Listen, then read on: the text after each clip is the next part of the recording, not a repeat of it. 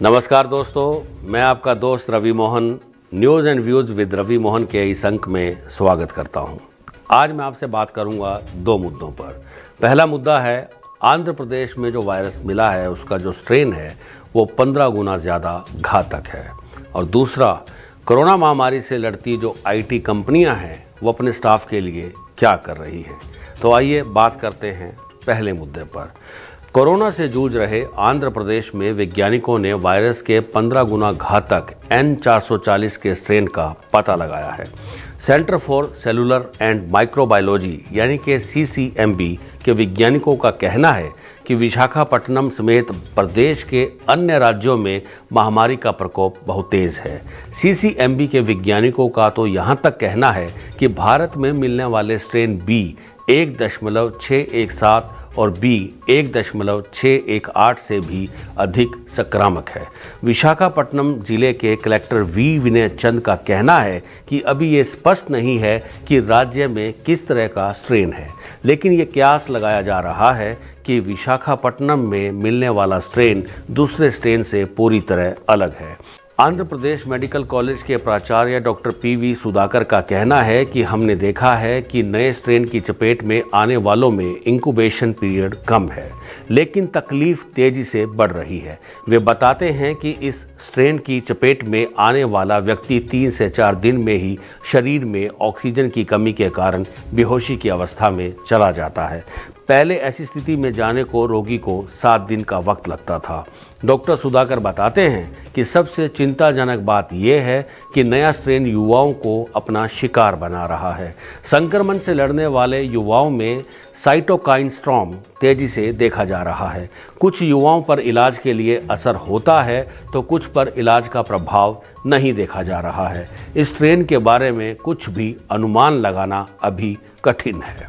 आइए अब हम बात करते हैं दूसरे मुद्दे पर। महामारी में जो हमारी IT कंपनियां हैं वो अपने स्टाफ के लिए क्या कर रही हैं।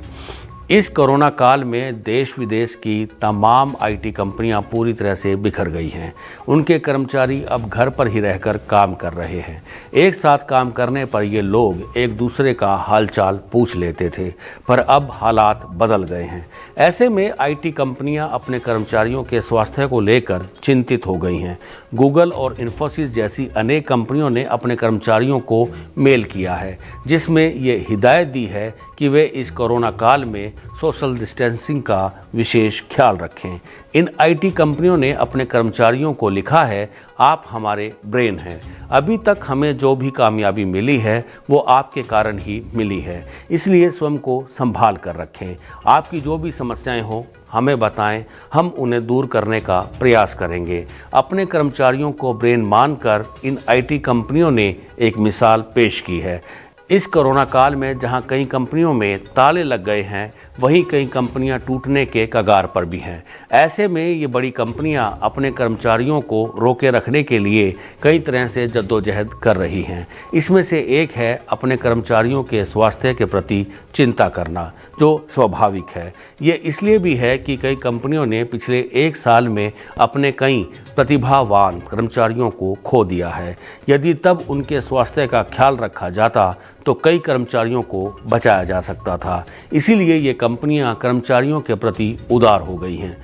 कंपनियों की ये उदारता उन्हें दूसरी कंपनियों में जाने से रोक रही है। ये एक अच्छी पहल है। अपने कर्मचारियों को केवल कर्मचारी ना मानकर उन्हें अपना मस्तिष्क मानना, ये बड़ी बात है। बेंगलुरु की IT company work from home करने वाले अपने कर्मचारियों से रोज एक बार जूम पर मीटिंग करती हैं।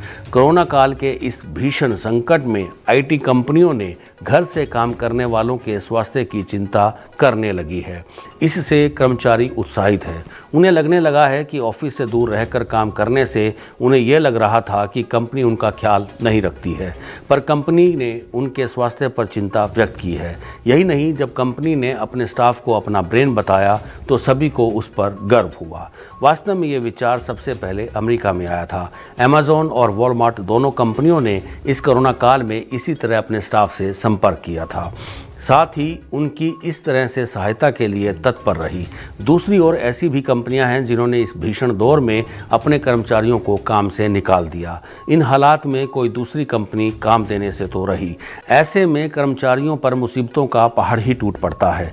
इसमें से कुछ ने खुदकुशी कर ली, कुछ को कोरोना ने निगल लिया। यही लोग हैं जिन्होंने अपने जीवन के कई महत्वपूर्ण वर्ष कंपनी को दिए, पर कंपनी ने उन्हें काम से निकालने में जरा भी देर नहीं की। क्या कभी ये सोचा है कि कंपनी के कर्णधारों ने ऐसे में कंपनी को ईमानदार स्टाफ कैसे मिलेगा? तो दोस्तों, इन दोनों मुद्दों पर आपको ये बातचीत कैसी लगी, आप मुझे इस वीडियो पर कमेंट और लाइक करके बता सकते हैं। और मुझे कोई भी आप सुझाव देना चाहें तो मैं उसका हमेशा स्वागत करूंगा। न्यूज़ एंड व्यूज़ के अगले अंक में फिर से मुलाकात होगी। तब तक के लिए नमस्कार।